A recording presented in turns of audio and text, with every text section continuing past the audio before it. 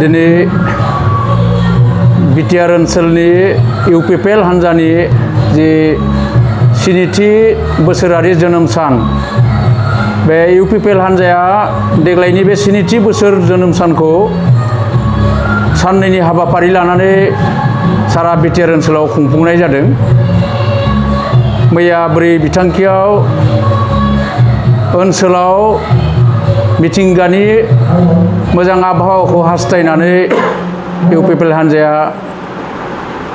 दंफां गायनाय हाबाफारि लानानै लोगोसे बे 7 बोसोराव आगान होनाय बे इउपिपिएल हान्जानि गासै मावथि सोद्रोमाफोरखौ लानानै सावरायमेल लालायनानै बे सानखौ जों खुंनाय जादों 4 बिथांखिखौ। आरो दिनै बे 5 आगस्ट बे सानाव जोनोम मोननाय इउपिपिएल हान्जानि बे गोथार सानाव दिनै सारा बिटिआर ओनसोलाव गासैबो जिल्लायाव गासैबो ब्लक कमिटि गासैबो प्राइमारि कमिटियाव इउपिपिएलनि दिनैनि बे जोनोम सानखौ गाजा गोमजायै खुंनाय जादों। आरो बिदिनो दिनै जोंनि बे उदालगुरि जिल्लानि गाहाय मावख'आव जोंबो साननैनि हाबाफारि लानानै खुंफुंनाय दिनै जोबथि सानाव जोङो गासै इउपिपिएल हान्जानि बे 7 बोसोराव बेसेबां घात प्रतिघातनि गेजेराव आवगायबोखो बेफोर गासैखौबो लानानै बबेयाव देरहाखो बबेयाव जेनखो बेफोर गासैखौबो गोबाना लानानै दिनै जोङो बे 7थि बोसोरारि जि जोनोम सान खुंथाय बेखौ जोङो मोजाङै खुंफुंलांबाय। आरो बेहाय जोङो साबायखर बावनांगोन जाय बिथांमोना दिनैनिफ्राय बे 7 बोसोरनि सिगाङाव बे इउपिपिएल हान्जाखौ जोनोम होदोंमोन। जेरै इउजि ब्रह्म बिथाङा आफादगिरि हिसाबै बे इउपिपिएल हान्जानिनो गायसनगिरि आफादगिरि बिथां अन्थौ बायदियै दिनै जोंनि बे इउपिपिएल हान्जाया 7थि बोसोराव सफैबाय।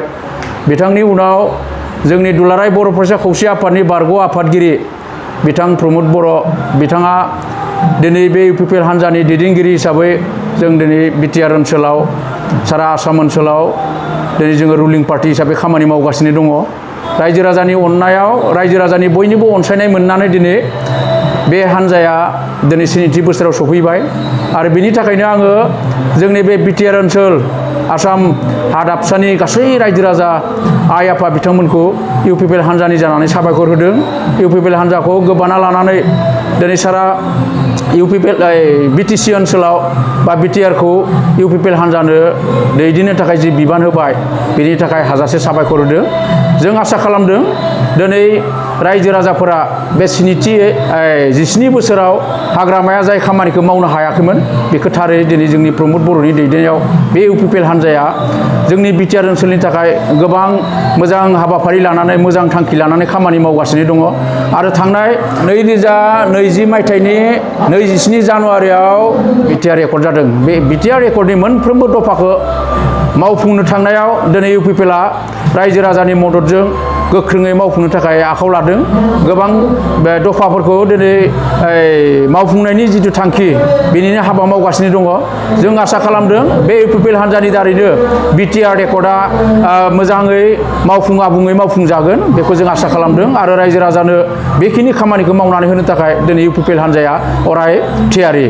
आरो बेनिखायनो आंबो आसा खालामदों थारै जोंनि बे बिटिआर ओनसोलनि जौगाथायनि थाखाय इउपिपिएल हान्जायानो दिनै जिखिनि हाबाफारिजों थांखिजों हाबा मावदों आरो बेनि दारानो जोंनि बे ओनसोलाव गुबै जौगानाय फैगोन गुबै सान्थि फैगोन बयनिबो गेजेराव खौसेथिया जोरनानै थागोन बेखौ जोङो जेब्लायबो आसा खालामनो हायो। बे 7थि बोसोरारि जि जोनोम सान बेखौ जोङो गाजा गोमजायै खुंनो थाखाय साननैनि हाबाफारि लानानै मिरु इउपिपिएल हान्जाया जोंनो डिरेक्सन होदों। आरो बेबायदिनो जों मैयानिफ्राय दिनैसिम गाजा गोमजायै गोबां आयदा लानानै गोबां हाबाफारि लानानै जों खुंफुंनाय जादों। दा दिनै फैयै फैयै जोंनि बे जिल्ला आफादनि मावख'आव जोङो रायजो राजाफोरजों लानानै जोङो इउपिपिएल हान्जानि मोनसे केक हानानै जोंनि दिनै बे बार्थडे खुंनाय हाबाफारिखौ जोङो जाफुंहोनो सानदों।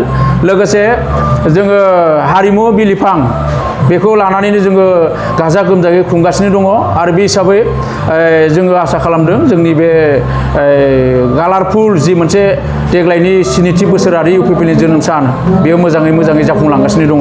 जोंनि बे ओनसोलनि जोंनि जिल्लानि मावथि ब्लक कमिटिनि मावथि दैदेनगिरि प्राइमारि कमिटिनि मावथि दैदेनगिरि बिथांमोननि इउपिपिएलनि जि आदर्श नीतिखौ लानानै सान्थौखौ लानानै खामानि मावनायनि थाखायनो जों दिनै बिटिआर ओनसोलनि मोनसे रुलिं पार्टी हिसाबै खामानि मावनो थाखाय खाबुखौ लानो हादों आरो बेनि थाखायनो थारै जों जिखिनि रुलिं पार्टियाव फैनो हादों बेयो थारै जोंनि प्राइमारि कमिटिनि दैदेनगिरि ब्लक कमिटिनि दैदेनगिरि जिल्लानि गासै मावथिफोरनि दैदेननायनि थाखायनो बा बिथांमोननि मोजां खामानि मावनायनि थाखायनो दिनै रायजो राजाफोरजों लोगोसे जों दिनै रुलिं पार्टियाव फैनो हादों आरो बेनिखायनो आं खावलायदों दिनै जिल्ला आफादनिफ्राय जे जोंनि गासै मावथि बिथांमोना जिखिनि त्याग स्वीकार खालामनानै दिनै जोंनि इउपिपिएल हान्जाखौ जे पावाराव लाबोनो हाबाय बेनि थाखाय आं अराय जिल्ला आफादनिफ्राय गासैबो बिथांमोननिसिम साबायखर बावनाय थाबाय।